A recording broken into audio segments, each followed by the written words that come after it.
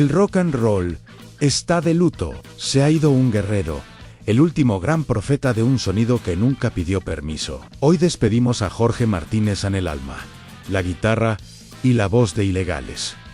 Pero esto no es un adiós triste, es un homenaje, un brindis con el vaso lleno y la mirada al frente, como a él le hubiese gustado, porque Jorge no se ha ido, solo ha cambiado de escenario.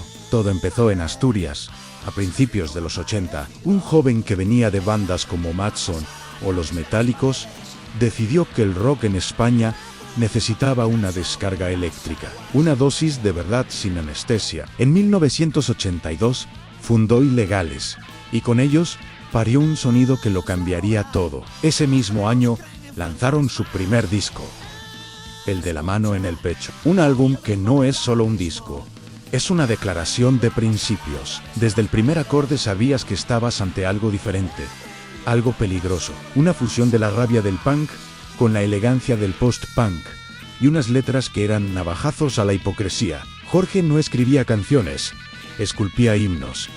Hola mamoncete, tiempos nuevos, tiempos salvajes, o soy un macarra, frases que se tatuaron en la mente de una generación harta de lo mismo de siempre.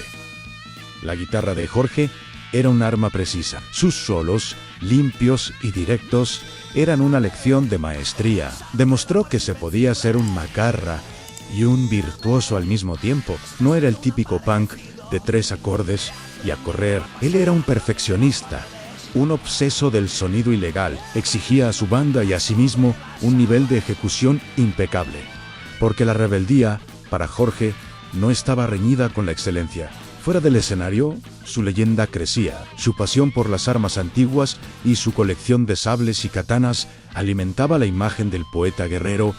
No era una pose, era la manifestación física de un espíritu indomable. Alguien que entendía la vida como un combate. Y en las entrevistas era dinamita pura en honestidad brutal, sin filtros. Jamás se arrodilló ante las modas, ni vendió su independencia por un puñado de monedas. Defendió su arte con uñas y dientes, convirtiéndose en un faro para cualquiera que quisiera vivir de la música sin vender su alma. Muchos lo dieron por acabado, pero los profetas no se retiran, trascienden. La gira de los 40 años de Ilegales fue una bofetada a quienes pensaban que su tiempo había pasado. La energía seguía intacta, la mala leche también. Conectó con los veteranos que crecieron con él, y con chavales que descubrían en sus letras una verdad que no encontraban en ningún otro sitio. Su fuego era inagotable. Su influencia es incalculable. Cientos de bandas en España y Latinoamérica le deben todo. Ilegales no es solo un grupo de culto, es una escuela de actitud. Jorge nos enseñó que el rock es más que música.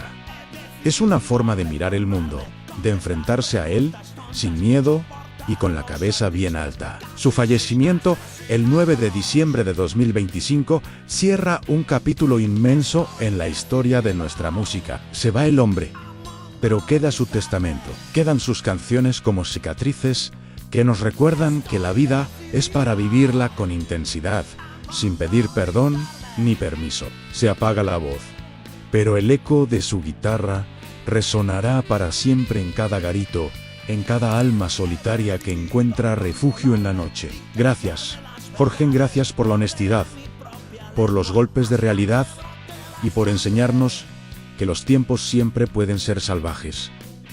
Descansa en paz. La noche sigue siendo tuya. Ignorar mis apetitos.